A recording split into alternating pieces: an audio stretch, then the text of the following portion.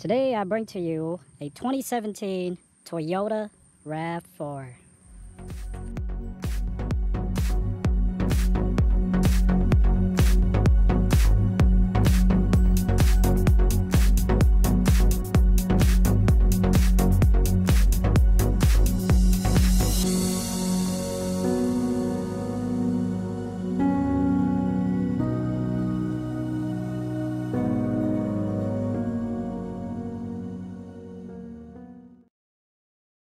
So starting off in the Rav4, this is the LE trim with the all-wheel drive package.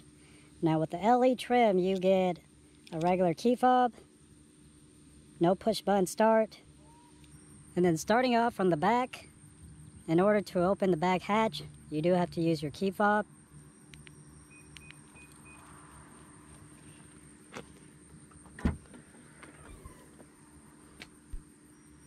Now looking at the back trunk, you do get quite a bit of space.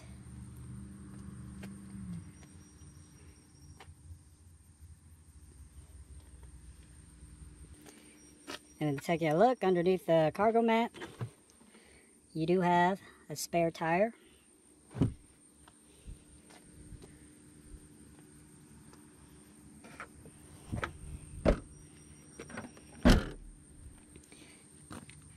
And your gas tank is located on the driver's side.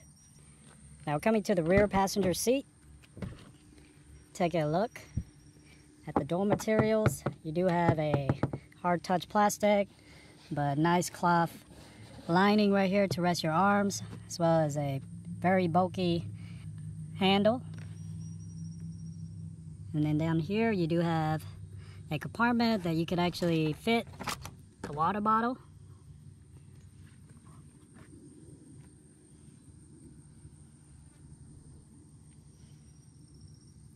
Now just right off the bat, you do get two mat pockets, as well as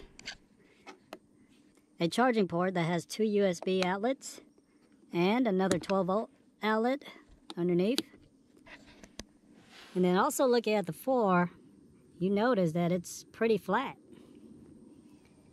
And then coming up to the rear passenger seats, you do have center armrests, as well as cup holders. And you do get this really nice, soft, baby-like skin cloth seats that are very, very soft.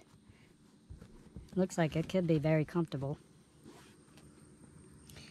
And then down here, you do have your lever to fold down your rear passenger seats.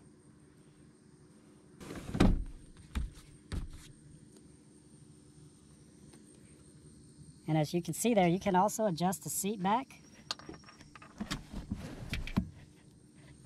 quite a bit. Now let's get inside. There is quite a step in height, but not too bad.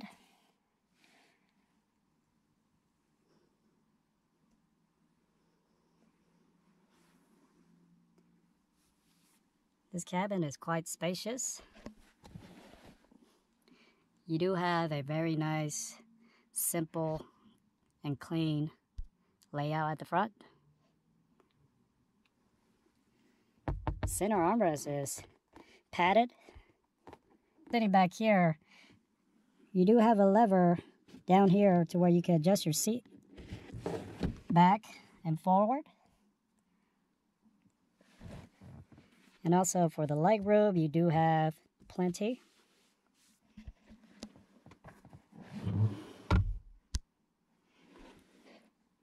So far, just sitting back here, I feel like it's quite comfortable. Now getting out,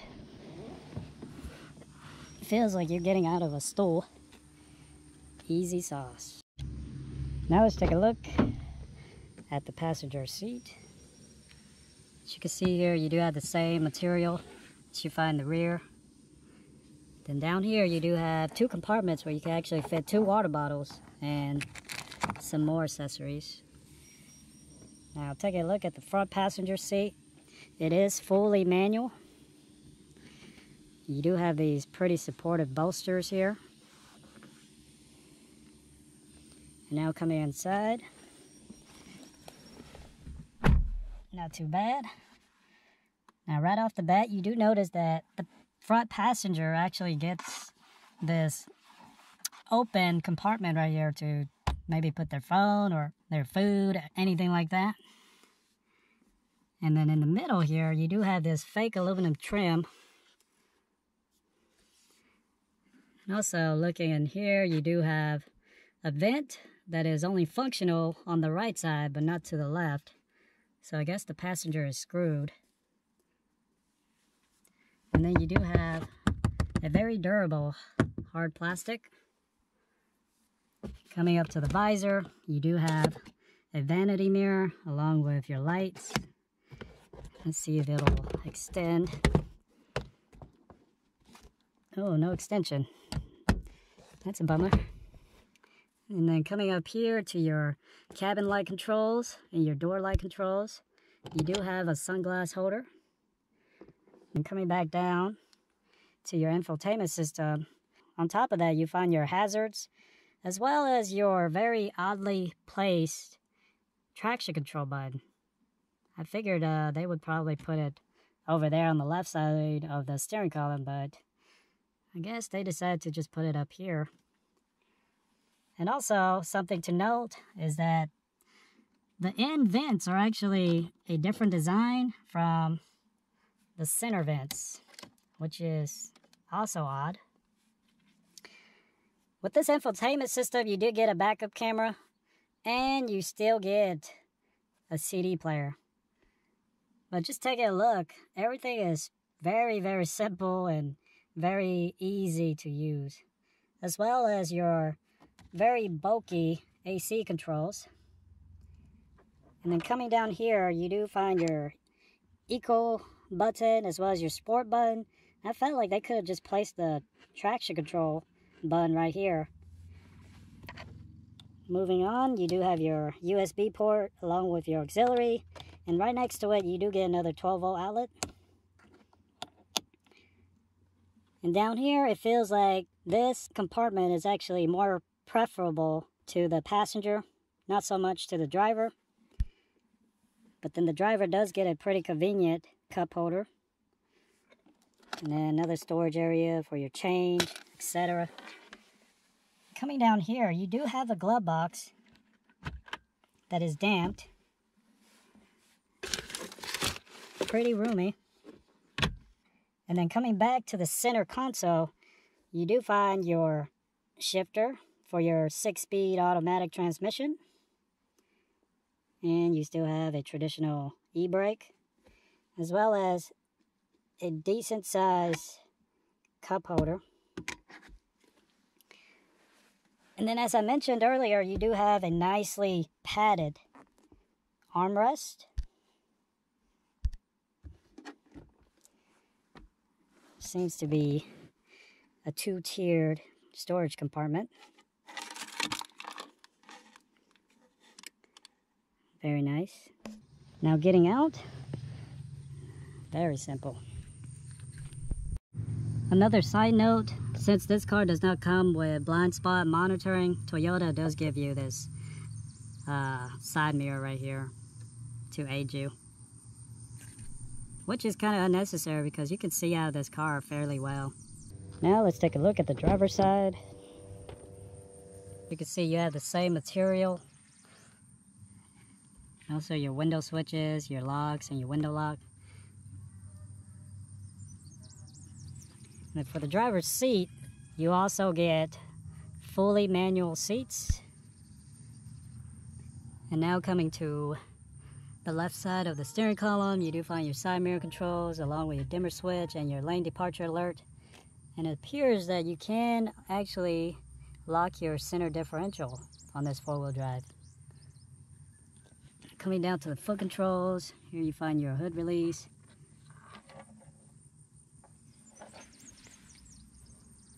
Now inside the driver's seat,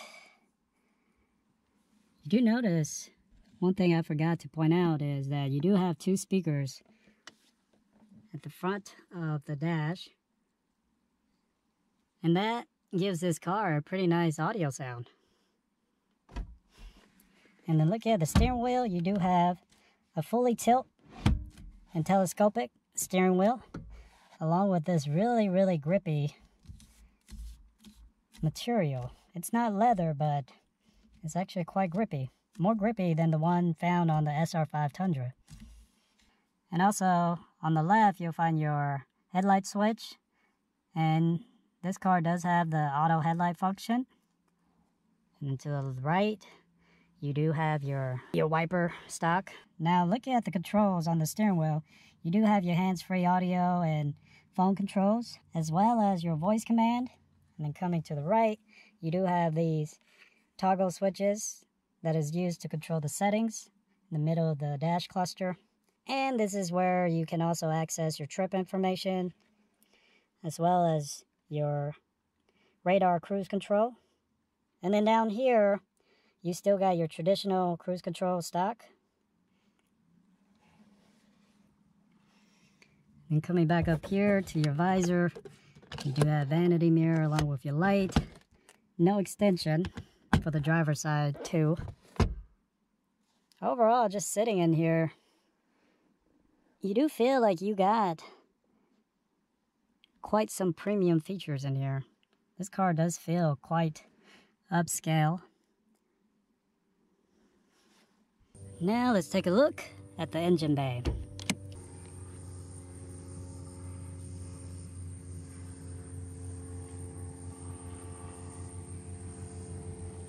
Very simple.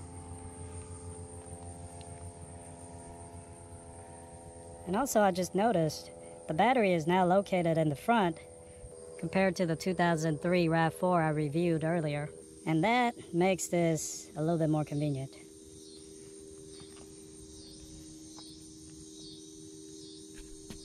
Let's get this 2017 Toyota Rav4 on the road. I like this little shifter right here.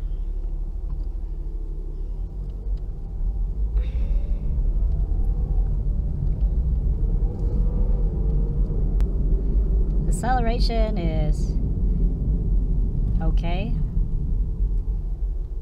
Now taking a look at the visibility to your right, you do have more of a blind spot with that pillar back there, but overall it's actually not too bad.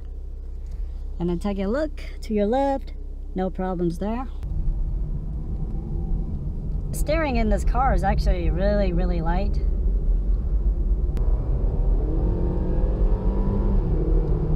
Oh wow, the transmission is actually really, really eager to shift.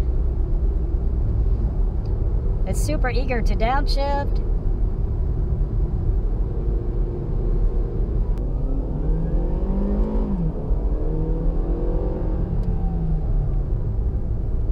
Yep, this car gets up to speed, no problems.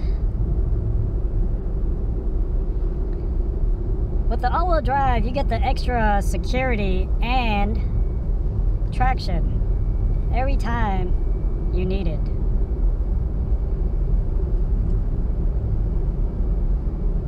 And also before, we noticed that there is a button down here where you can actually lock the center differential. Brakes is very progressive.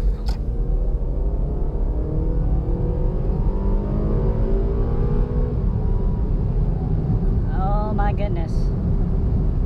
Yep, you won't have a problem getting up to speed. Start to wonder if I'm in sport mode or not. Nope, I'm in drive. Let's test out the brakes again. Yeah, the brakes are really good. They're quite progressive. And then just sitting in the driver's seat, you do feel like you are sitting a little bit lower in the car. You don't really see too much of the hood. Overall, the visibility is almost perfect.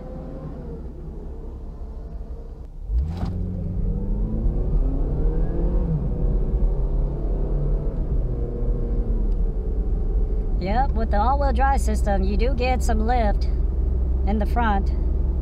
This car is just really, really eager to accelerate.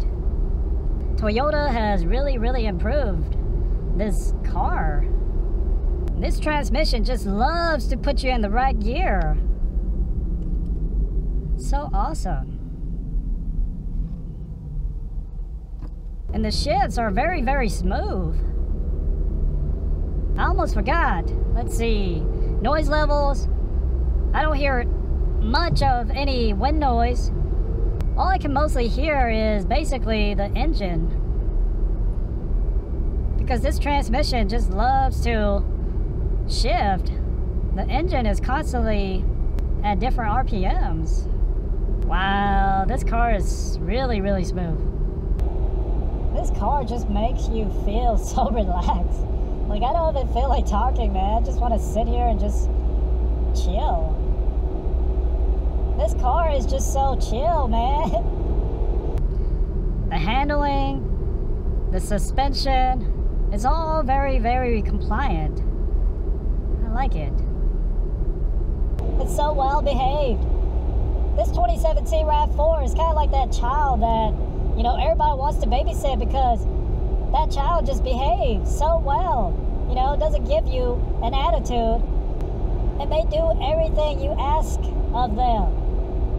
This Rav4 is that child. These seats are actually really comfortable. I like the side bolsters and the support that it gives. It actually holds my body quite well, comfortably. And the materials of these cloth seats, man, it's just so soft. It feels like baby skin. Overall, I'm very, very impressed. This car is actually really, really easy to drive. It's really, really responsive. And that's just in normal driving mode. I'm not in sport mode or eco mode. This car is just very, very civilized. Quite refined, too. The backup camera comes in handy. This car is just so easy to maneuver. The steering is so light. Given that this car is all-wheel drive, you might think that it gets pretty bad gas mileage, but I'm averaging 26 miles per gallon. And on the highway, I'm pretty sure you can get up to 35 tops, which is really good for this car. Toyota has done a really good job with their Rav4s. I have seen the new ones, but I feel like they are a little bit too rugged looking. This model is actually really, really sporty looking.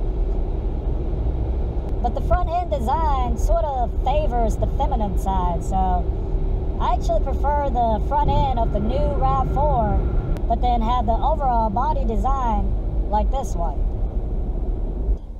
You also get some very nice side mirrors. There's actually an extra mirror where your blind spot is. Thank you, Toyota. Toyota's got a special recipe for these Rav4s, man. Whatever it is, like, they just know what the hell they're doing, because even a car enthusiast like myself, even I enjoy driving this Rav4. There's just something about it.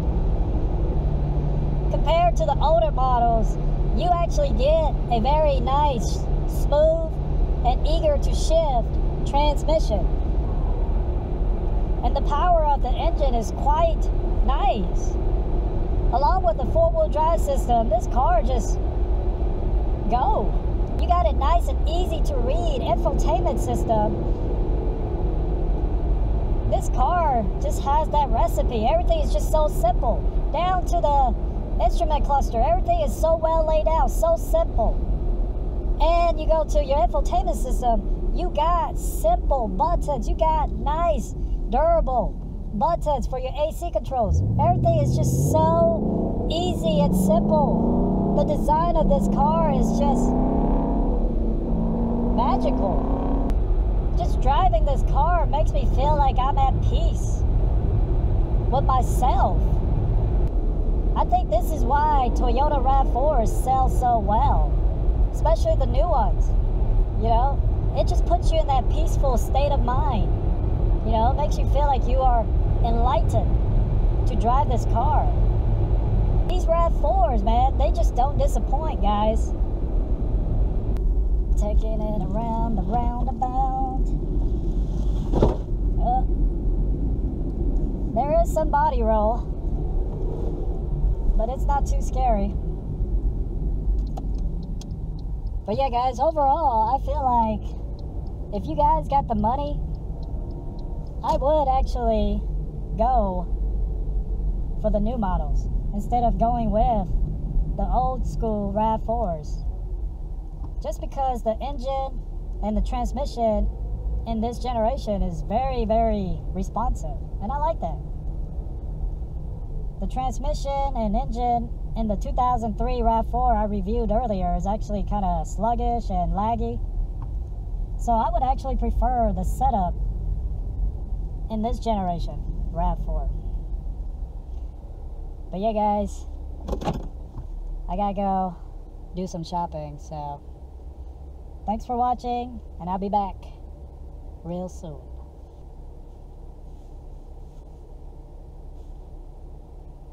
You have the lane departure alert, and you got the radar cruise control on the pre-collision mitigation.